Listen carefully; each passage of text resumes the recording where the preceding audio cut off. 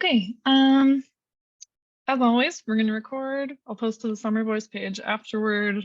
Don't have last meetings up yet. There seems to be a little bit of delay on the communication side, so hopefully that'll be up soon. There are captions if you need them. If you push the 3 dots on the bottom right, you can click on captions and say show captions, so those should show up if that's helpful. Tech questions, ask Courtney, although maybe not in the beginning. Maybe ask Vanessa in the beginning after Courtney's given a little bit of talk, and then you can ask Vanessa or Courtney later. Alejandra, thank you for being willing to take minutes. Again, just in the big group meeting times when we do breakout rooms, everyone can figure out their own minute taking strategy. And as always, we're going to go till 5:15. And I'll stick around till 5:30 if anyone has more things they want to chat about. So we're still working on the scope of work, and we're just going to try to get more and more specific as we go along. Couple housekeeping things. Courtney is going to talk today, give a little presentation about city parks planting planning. And then we will do sort of longer breakout rooms to try to make them get closer to making decisions about the parts of the consultant's job description, the scope of work that we're all trying to work toward. If you're here as a member of the public, thank you. We'll save 5 minutes at the end for public comment. If you want to share, hang out till then, or I'm putting 2 links in the chat, one to the Summer Voice page, one to a Google form. If you can't stick around to the end and you want to leave some comments, you're welcome to do so that way. And okay, so the flyer has been translated. We've got that available now. I will send it to all of you committee members so that you can use it at events if you want. Just a resource we have now available to us. It's essentially a glorified QR code and URL showing people how to get to the Summer Voice page. So just a way to get someone's attention and show them where they can find more information. But we have that. We have this field trip scheduled for Thursday. I'm not actually sure how many of you can make it, and it may or may not be raining. So we'll see. Can I just get like a show of hands of who's intending on coming? Cynthia, Claire, Courtney. Okay, all right, so we have some folks. Great. Okay, thank you. I was like, if it's just gonna be me, that probably isn't worth it, but it sounds like we've got folks coming. If we have bad weather, I'll give you all notice, we'll postpone it. But otherwise, let's stick to it and have a nice opportunity to hang out. There's also been a new development in that the Blessing of the Bay Meadow project that's being sort of overseen, designed by Offshoots. They are taking some steps toward doing work on that in this week, next week. And we have an opportunity to go and hear from Kate Kennan, the principal of that company, about this project.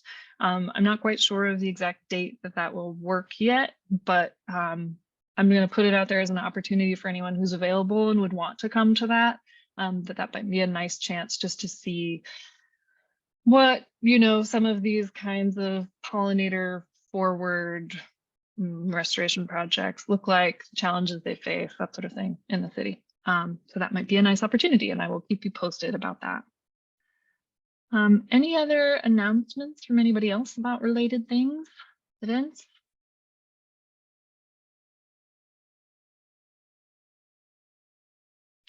Go ahead, Courtney. I'm just going to go ahead and plug that we had an official ribbon cutting at Eska Park, which is in East Somerville at the end of the termination of Cross Street East, between Pennsylvania and Mystic Ave. It's been a project that's been in the works for a very long time because it was conditioned that the 60 Cross Street East development project had to renovate, design, construct, and maintain that park. as part of their approval process. So it took a long time, took much longer than we thought.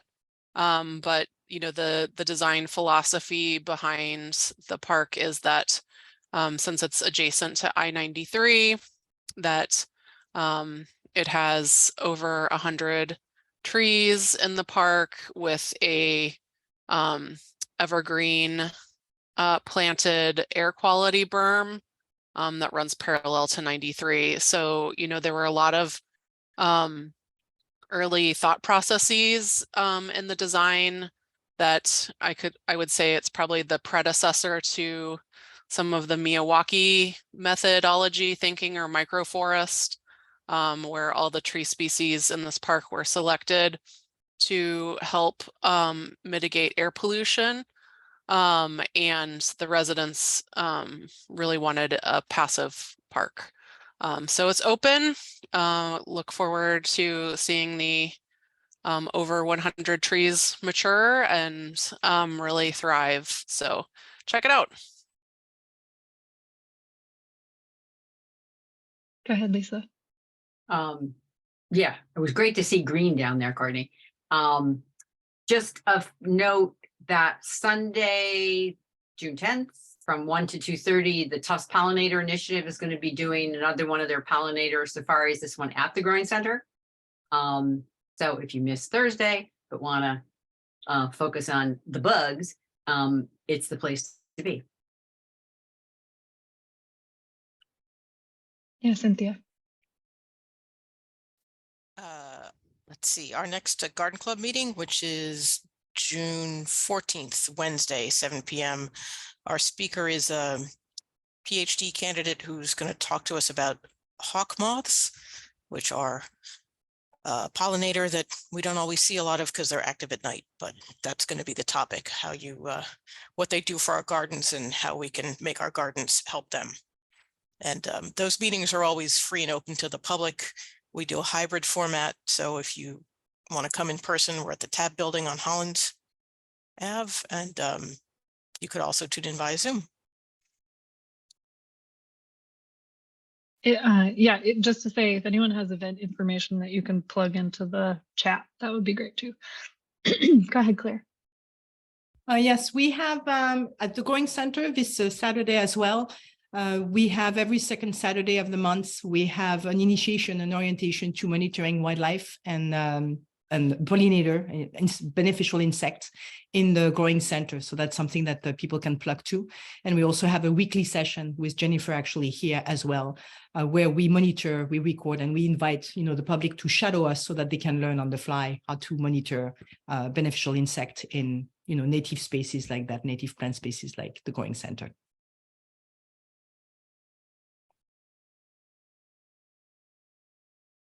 Busy weekend at the Growing Center.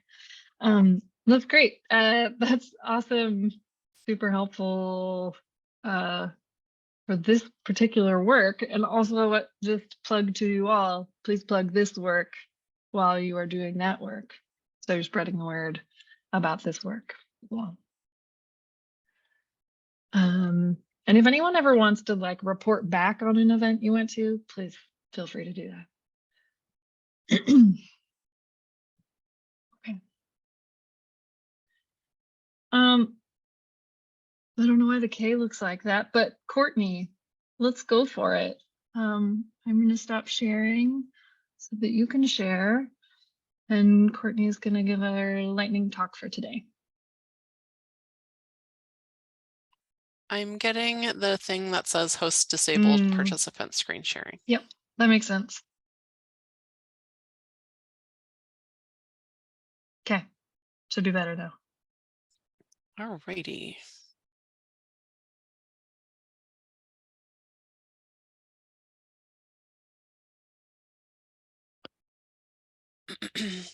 Okay, can you all see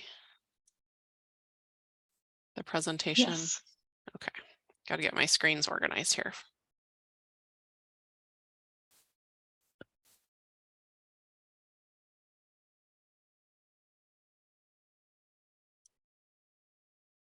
Okay, so I just wanted to give you all a little bit of insight on how public space and urban forestry has been approaching planning for plants.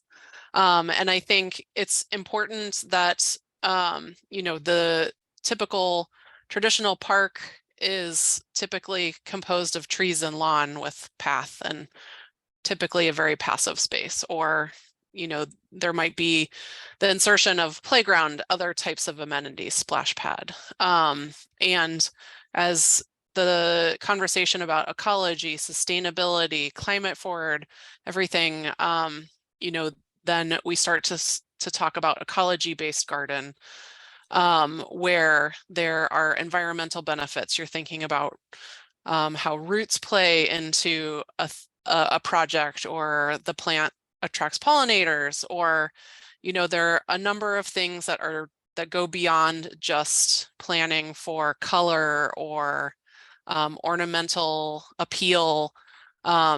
So, you know, we hear you, we hear that people want more ecology-based planning, and we also hear that people they want more passive parks. I think living in a dense urban environment like Somerville, people don't have very much open space that is their own, so they appreciate when they can, you know, walk down the street and be able to hang out in a park with their friends or family.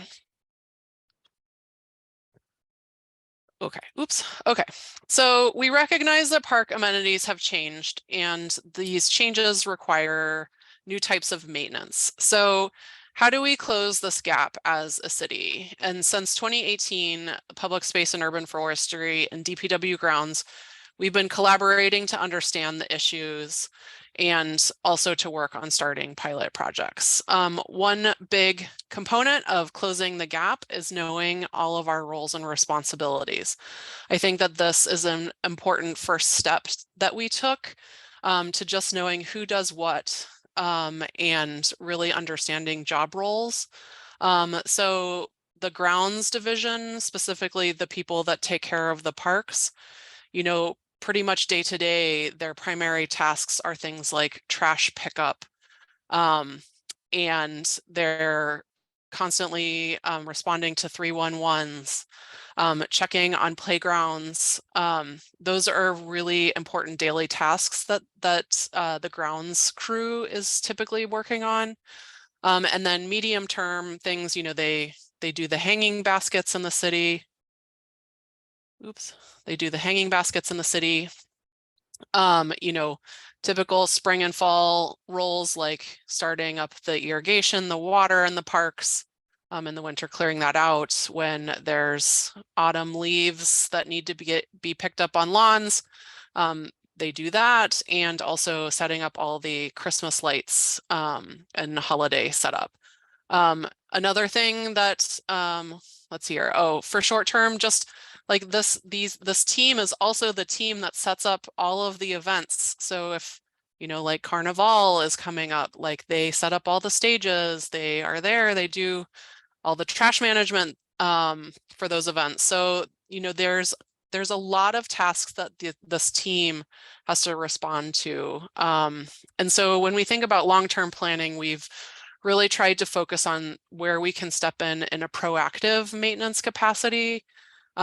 So like trying to get a tree crew is something that we're working on, better collaboration across projects, and horticultural maintenance contract.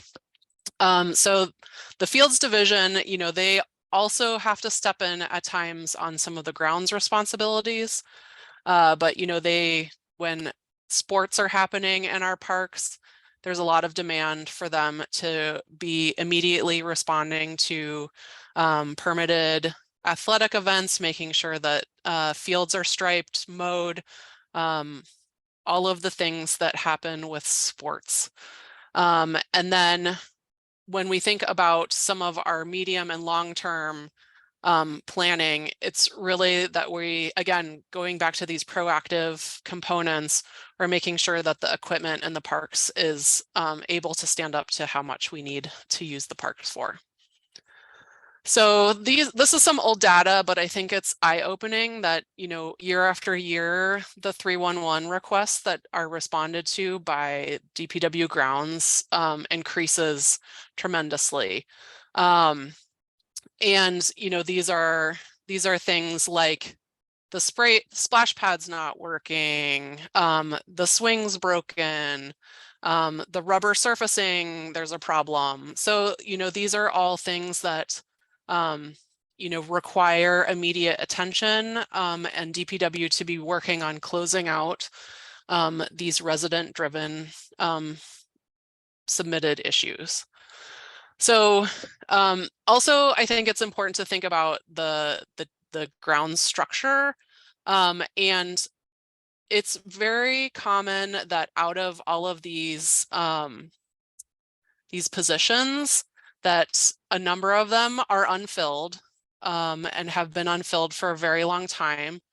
And out of the people that are working in DPW grounds, that people take vacations, people get injured, people are sick, and then also just thinking about when we think about a typical crew that's ready to work every day, it's probably like 8 to 10 staff members. And when you sort of start to crunch the data behind how many parks we have versus how many grounds people are available, it breaks down to like a DPW person being able to spend less than 10 minutes in every park per day. So when you think about tasks that they have to work on, if something requires more than 10 minutes of time, then it's taking away work from someplace else. And then sort of the 311s pile up. So I think, you know, just thinking about that workload was really eye-opening, at least to me, and eye-opening as we think about planning new parks, planning new acres of open space coming online that never existed before, that, you know, peace off is part of the problem as well. So how does this relate to our work in peace off? So as I said, you know, our primary role is to plan construction projects, whether they're renovation projects or that we're working on spaces that are newly acquired land that will become park projects. We work out all the financing, we apply for grants, we hire the design team, we hire the construction contractors, we oversee the construction. So, you know, that's our primary role. And then we're also working on policy components like this is one of our policy initiatives that we're all working on. And we are really focusing on our long-term planning to be more helpful partners and plan a little smarter some of our new spaces.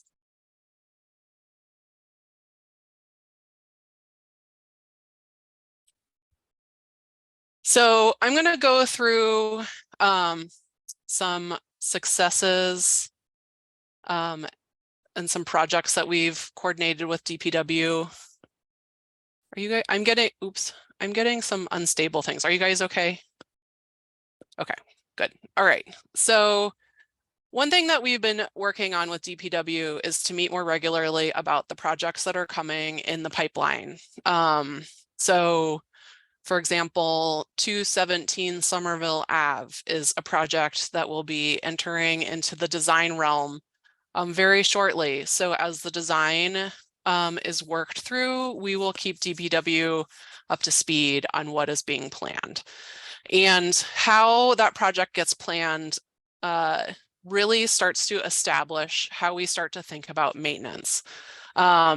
So we've done a few projects where they're built, the contractor, you know, builds the park, and then we have decided that a 1 or 2 year plant establishment period for the park is a good idea to try to get plants going. And then depending on the park, the maintenance then might be taken over by DPW, or we might work with DPW and our procurement and contracting department to get an additional maintenance contract.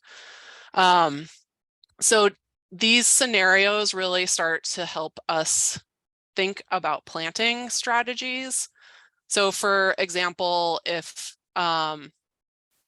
we know that DPW is going to be the end result of the maintenance, then we will probably pick a more simplified plant palette. Then if we're going to hire a horticultural maintenance contract, get that contract going, you know, they will have a licensed horticulturalist that will know all the ins and outs of the plants so that they can care for them in a very specific way that is very different than how DPW would take care of the plants. So these thought processes are, they're always in the back of our mind. So just a few examples. So Symphony Park, this is one of the parks that is part of a horticultural maintenance contract that we initiated 2 years ago. We hired a horticulturalist to develop a very specific maintenance regimen that would have very specific plant care based on the plants that are there.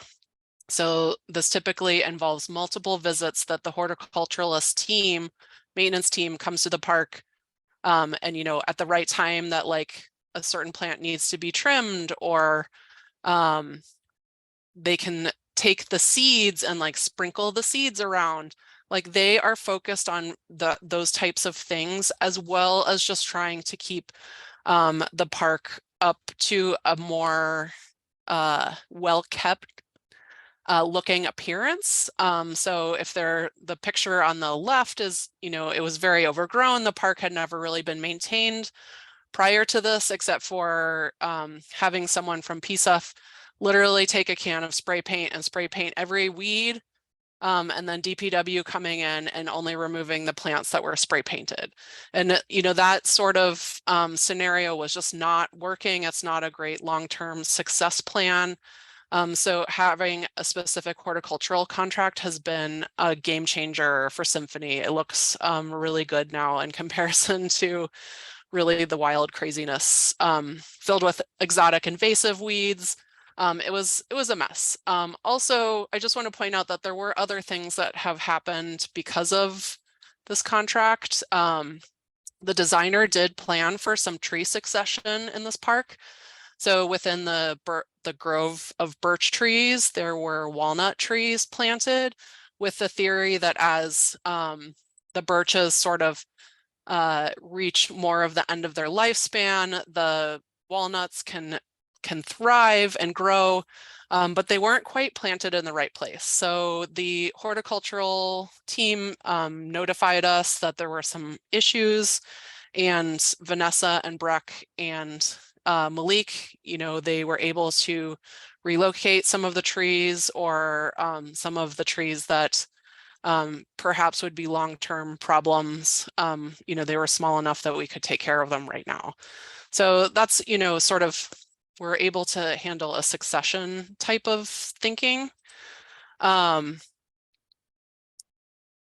Park is another one where, so DPW will be maintaining this park. And the philosophy behind the planting is that it's very, very simple. I think there's probably 5 plants in the park. They are planted in very large masses.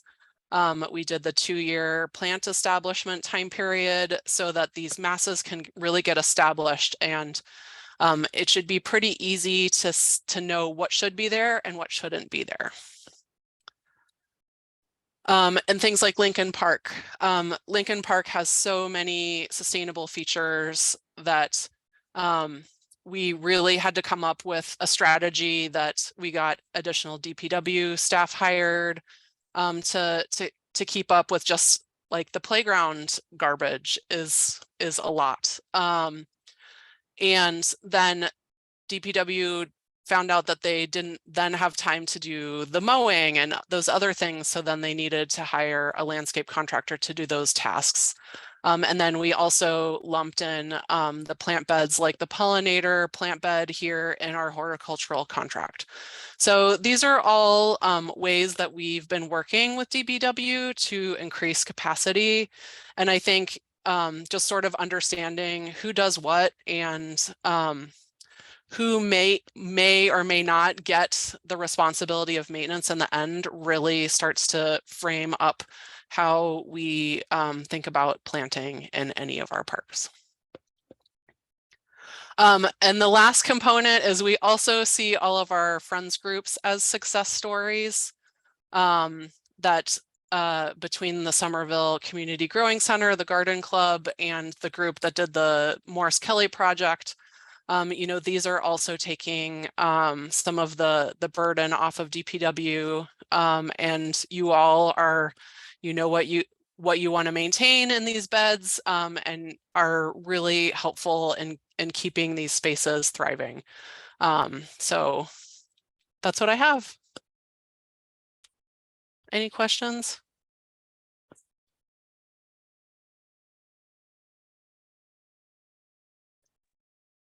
I have a question about, because like when you were talking about the difficulty of maintaining it, I was thinking about the spaces that you mentioned at the end where you have, you know, these friends groups that do it. Is there a process, say, in one of these parks, if somebody wanted to see a patch of pollinator plants or something and was willing to become a friends group and take it over? Is there a process they could apply to do that, or how does that work? So in the past, we've basically, if you have an idea, talk to us and we'll try to make it happen. I think this is also where, you know, when friends groups may start, I would say some of them start just because they're interested in, you know, hand weeding and stuff like that. But you know, we don't have like funds set aside every year to give money to friends groups. That's something that would require a lot of advanced planning, our fiscal year planning, as well as, you know, I think the CPA funds, that's a great way to apply for some additional money. But, you know, we're open to hearing ideas. We just can't guarantee financial resources. Yeah, I guess I was thinking more in terms of like our pollinator action plan, if that, you know, if that's something that we can incorporate as a suggestion or a way Oh, to yeah. make it Yes. more, Yeah, I don't I know, mean, that makes it more feasible to actually maintain more spaces.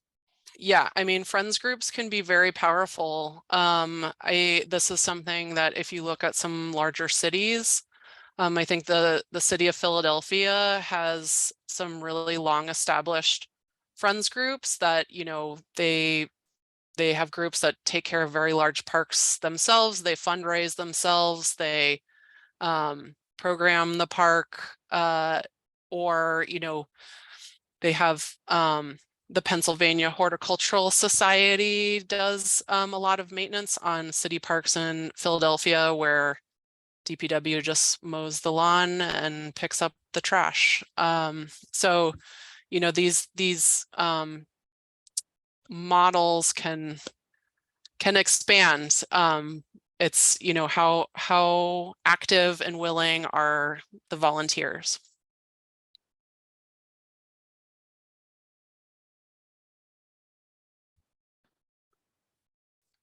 Any other questions? Yeah, this is Michael Fager. I have a question. I was involved in the Community Preservation Committee when it funded the Morse Kelly thing. And my question then is my question now. What happens if the people who applied for the money disappear, move out of town, get married, who knows? And they don't have a mechanism set up for a continuation of care of that space? I don't have a good answer to that question. And I'm not sure if there were any of those issues phrased in the contract that is signed between the CPA grantees and the CPC? I don't know. That's a good question. I But I can worry about that. always I submit it also- to our CPC liaison. But I would expand that question in a larger sense to all friends groups. How do we know that a friends group that is established today is going to be there in a few years? That's my question, I guess. And that's my worry. I don't have a good answer. Okay. I have faith.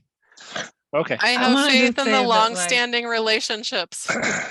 Like, think about these questions as questions we can also talk to the consultant team about. Like, this is one of the things we have to tackle.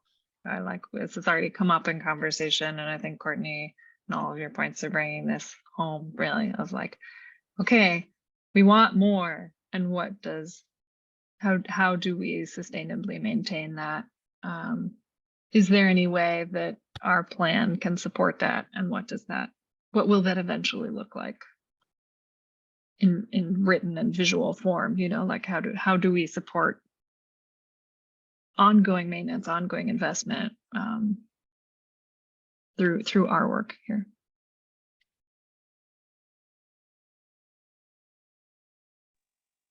Can I just say, as part of the Morse Kelly crew, this is David, by the way.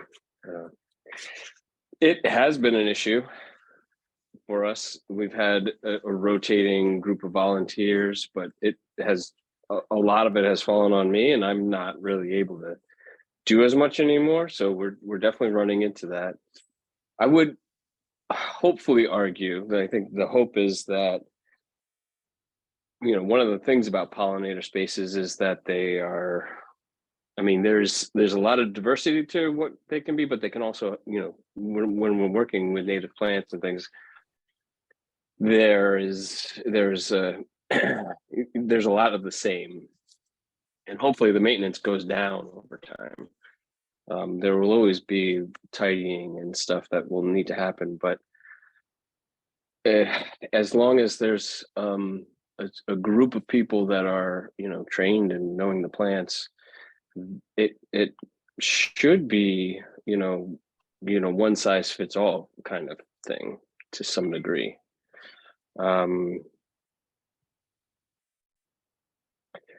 But actually accessing that labor and organizing it is absolutely a big challenge that I've run into.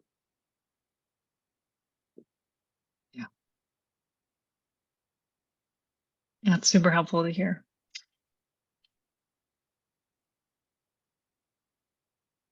Any other comments for Courtney? Questions?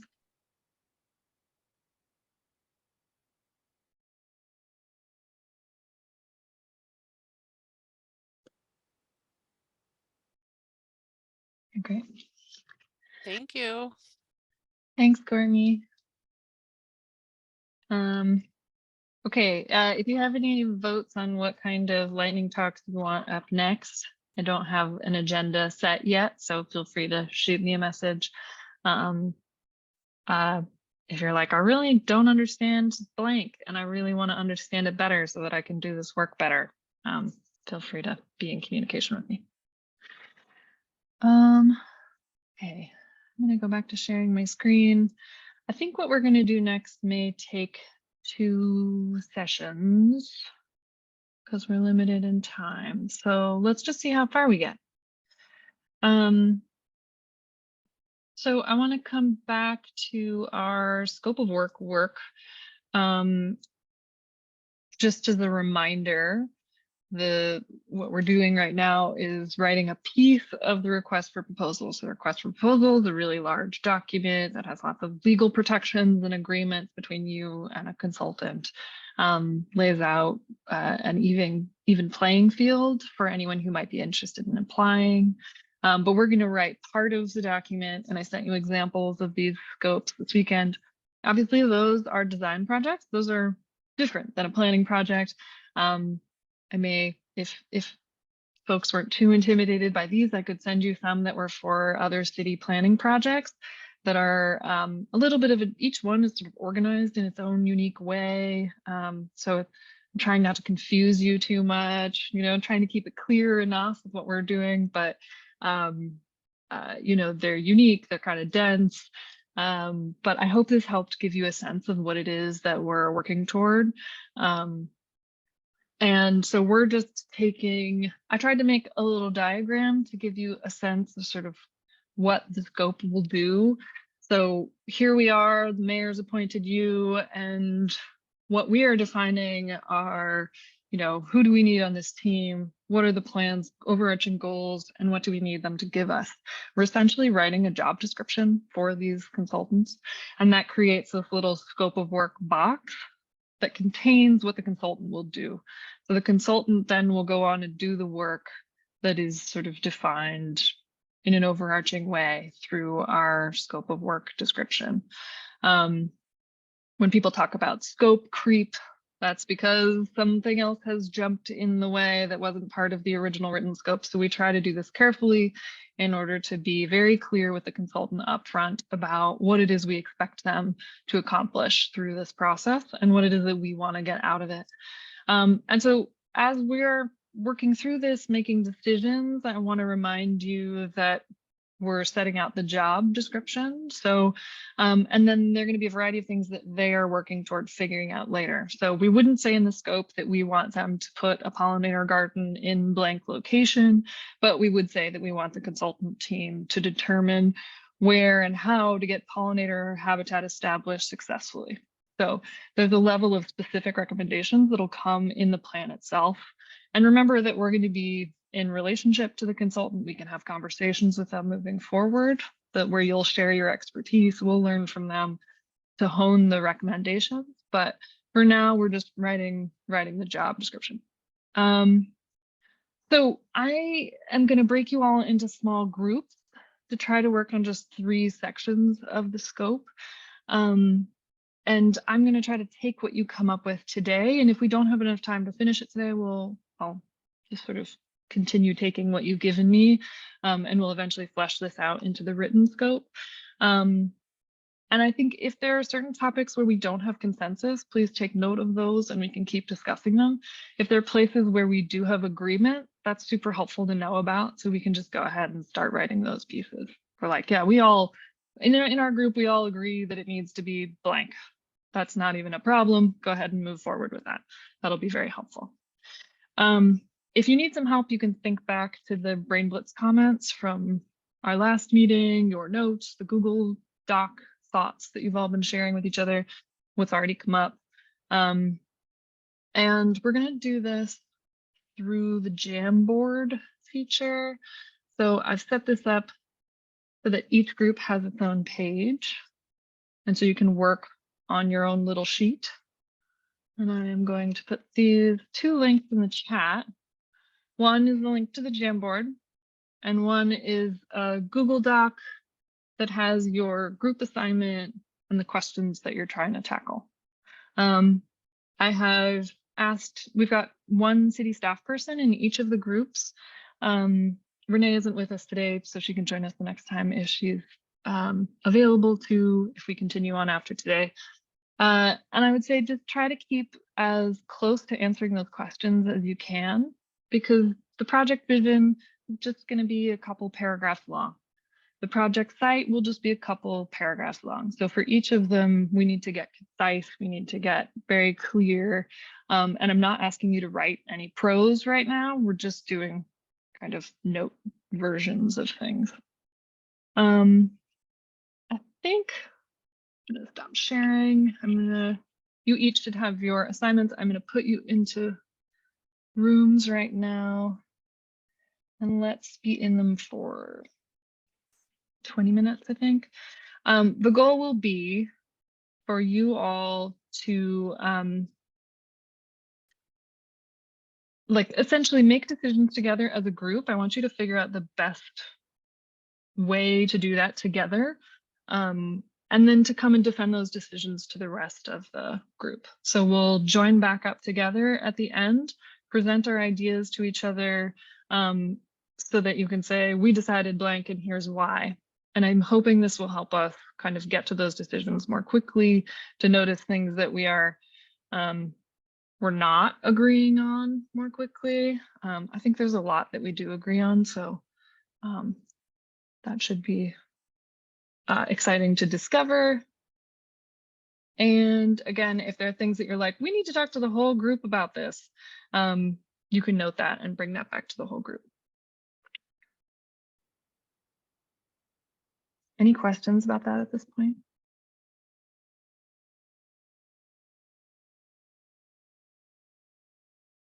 Just yell out if you do have a question, because I'm trying to set up the groups at the same time.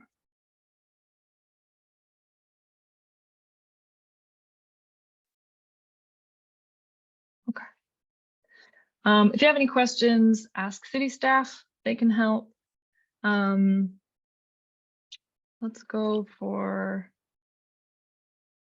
20 minutes. Lisa, Michael, Vanessa, Amy, Brack, Cynthia. Okay.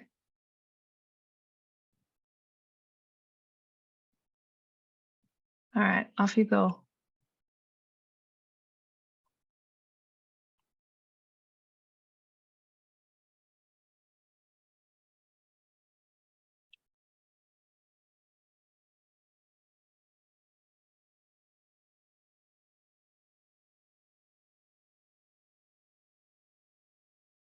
Would get from that, all that, so.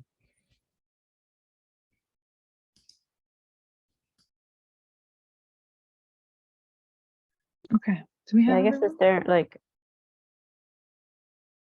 I don't know, I'm not having done one of these before, like, is there a potential risk of asking for too much in what we want for this plan, that people won't want the contract, or is it good to kind of shoot for the moon and then have to like narrow it down later? Great question. I think there are things we could ask for that would be unrealistic. That could be like a 5-year project that, you know, wouldn't be possible in a time frame that we give them. That might be one consideration of like, what is the time frame we're giving them, and are we asking as much as they could actually do or more? Courtney, did you want to respond to that? Yeah, I always find that you might as well ask for the moon, because you can always eliminate things, where if you don't ask for enough, at some point you might regret that, or like come to some conclusion that oops, I wish I would have fought for that or whatever. So you're saying this ask is more like a negotiation? I would say this is the start of a negotiation. So we want 100 things and they only want to give 10 and we work on it. Yeah, I feel like the consultant team will help streamline things. Hmm. They're good at hearing a million requests and helping us decipher the most important components.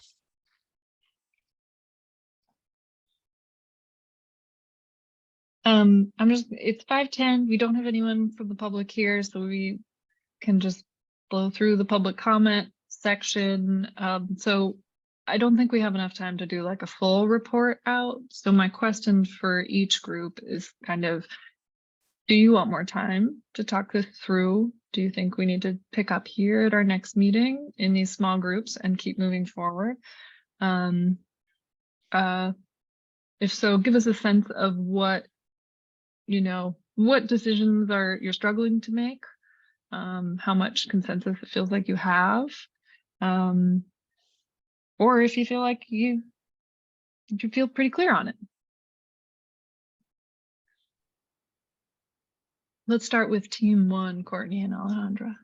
Yep. I guess a little bit of I think we were all on the same page in that there is a wide audience for this plan.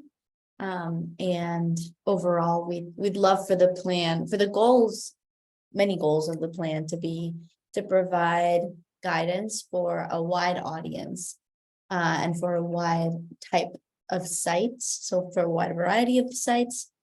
I think, I mean, you can look at the jam board, but I think the main thing we could agree on, and all of these we agreed on, is that there's a lot of benefits to this plan, and there's a lot of reasons why it's being done.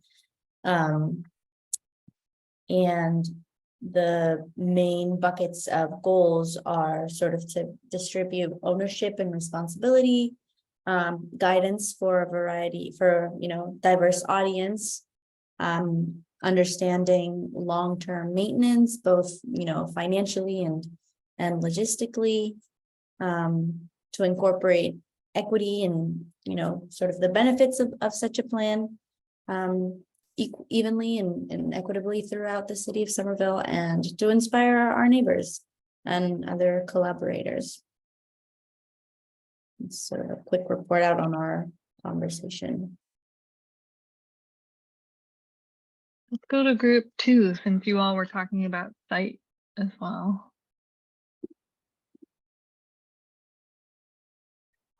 Cynthia, do you want to do that? Should I? We did feel that it should be the entire city as the context. That being said, an important function of the consultant team will be to sort of assess and prioritize the sites within the city. And with the eye on environmental justice, we want to make sure that areas that currently don't have a lot of green space are prioritized. We also want to pick up on the regional connections. And we talked very briefly about considering water availability, although that might not be appropriate for this section, but it sort of played into what's feasible for the context and what landscapes we could use.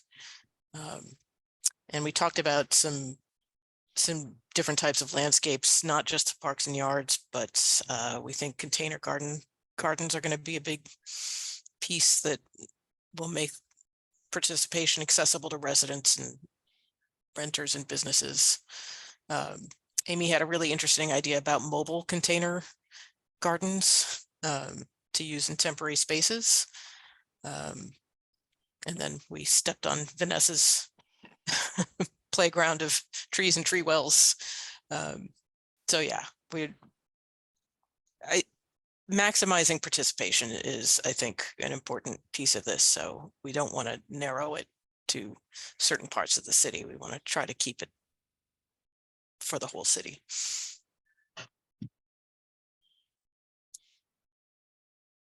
Team 3? Unless anyone else from team 2 wanted to jump in there.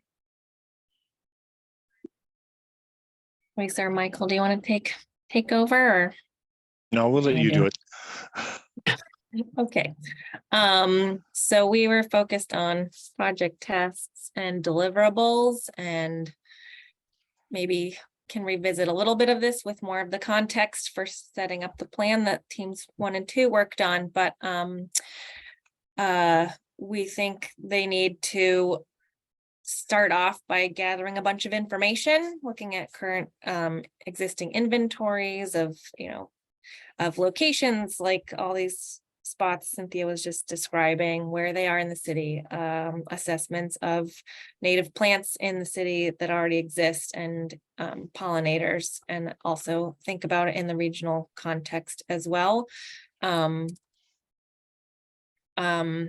Other things they will need to do as they develop this plan is do community engagement. So host outreach events or some sort of community engagement things, TBD on what exactly that might be. And identify interventions that protect and preserve habitat. So tell us what we need to do. In terms of the products,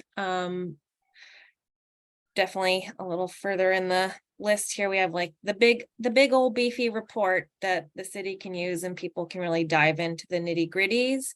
but also some short documents with action steps for homeowners, like a 1 or 2 pager, some sort of small thing that's digestible, a list of other resources that are available that people can go to find more information or more specifics. Some sort of framing context so that people can think about what plants would be best for specific conditions. Like, I have a very shady spot in my backyard. What do I do?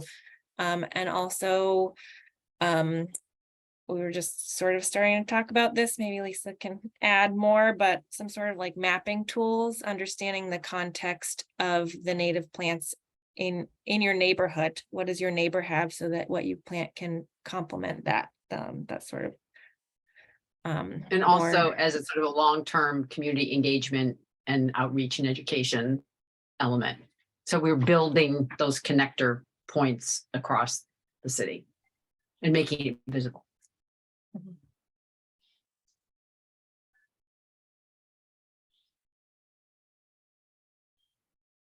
Any questions or additional comments?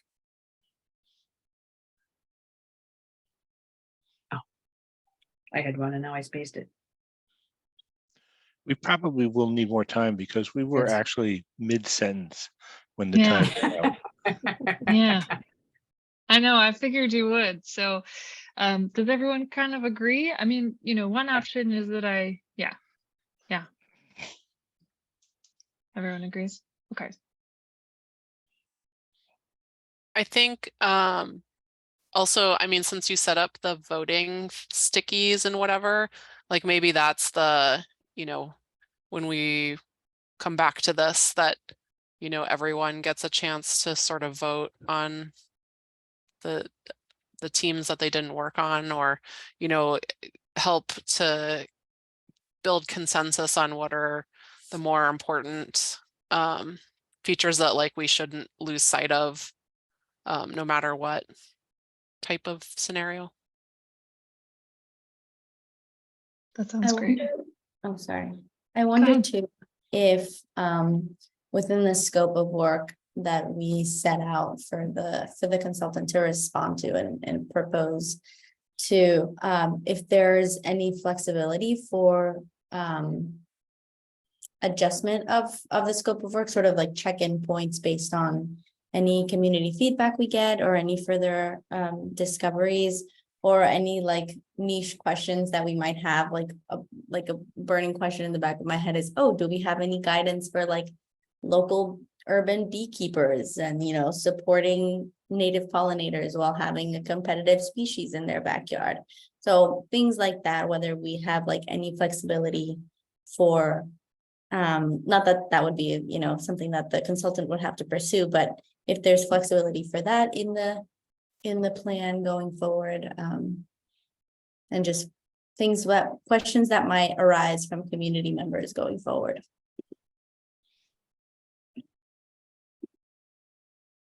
That's something we could include in the schedule as well. It's Mhm. like we want to have check-ins at certain points where we can then kind of assess whether or not we can change the scope. I think that is much less flexible, but maybe within the scope we describe levels of priorities. We're like, this is what we need to get done. These are Yeah. some dreams that if there is additional time, energy, money in the budget, Courtney, Vanessa, Brett, correct me if I'm wrong, that might be a reasonable thing to include in a scope for. Yeah, I think, I mean, just financial planning, we can always have some secret stash of money in case something comes up. Just plan for the rainy day savings. Go ahead, Lisa.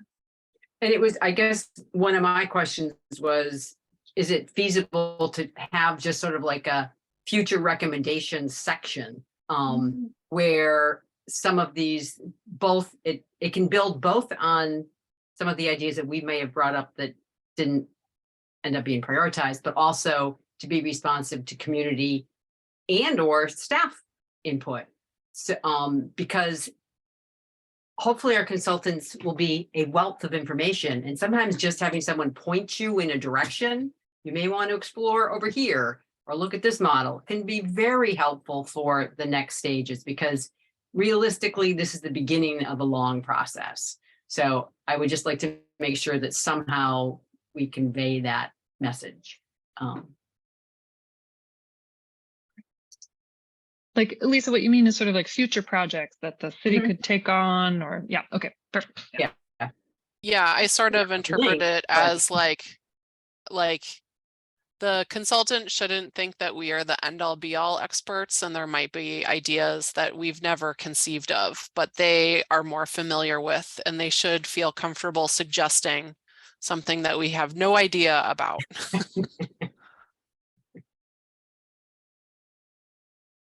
It's 5:22, so if anyone needs to leave, no shame, you can go. But stick around if you have more to say. You've just reminded me with that point. Sorry, just one last thing I have to say. Courtney, of the consultant experience and knowledge, is do we have any guidance yet on like what parameters we're sort of looking for a consultant, like any specific experience, any specific tenure, and then how do we balance that with, are there any, does the city have any DBE requirements for consultants, or more of the like technical stuff for RFPs, but it's my curiosity.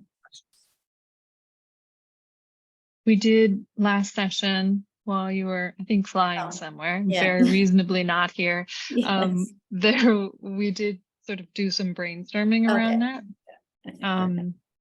So in the brain blitz with added comments document that I sent you all this weekend, that's in there. But I think one question I have is like probably that we need to do kind of what Courtney is implying of like a prioritization process within that, because we've got a whole bunch of dreamy qualifications in there, but we're not going to be able to find all of those things. So to your point, like one of the things that we might want to revisit maybe this next meeting is like, what is most important to us to be seeking out in a consultant team? And something I've been wondering is like, how does this work? Like, do we have, a firm that applies and then they're bringing on other consultants? Because probably that firm doesn't already have insect specialists and city planning specialists and all of the things that we want. So like one thing I'm curious to learn from city staff who have more experience than me is like, what are we reasonably going to get from a consultant, and what do we expect from sort of subcontractors or things like that?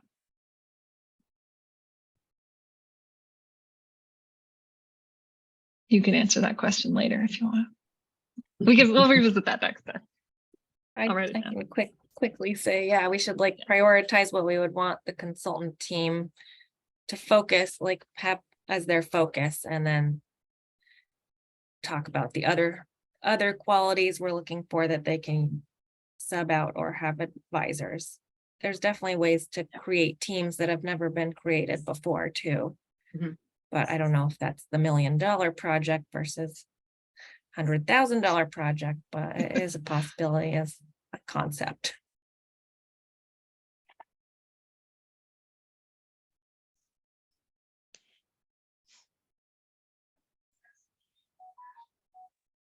It seems like prioritizing is going to be our big task for the next meeting. And maybe we can revisit these questions, and I might add in a couple of others and just populate them with the thoughts from past sessions that we can then do a little prioritizing within that. I want to note for our next session, there were 3 weeks away rather than 2 weeks because of the Juneteenth holiday. And if anyone has bookmarked this Zoom link, you can now delete it because the Zoom link will change. Just because it's not every 2 weeks and we're jumping 1 week. So I'll send that out, but it's also always on the Summer Voice page, or it will be when I update it this week. So yes, but 3 weeks from now on June 26th, will be our next meeting. Does the Jamboard work? Is it like functional enough for this? It's a pretty basic program, but do you think we can keep using this? Mhm. Yeah, okay.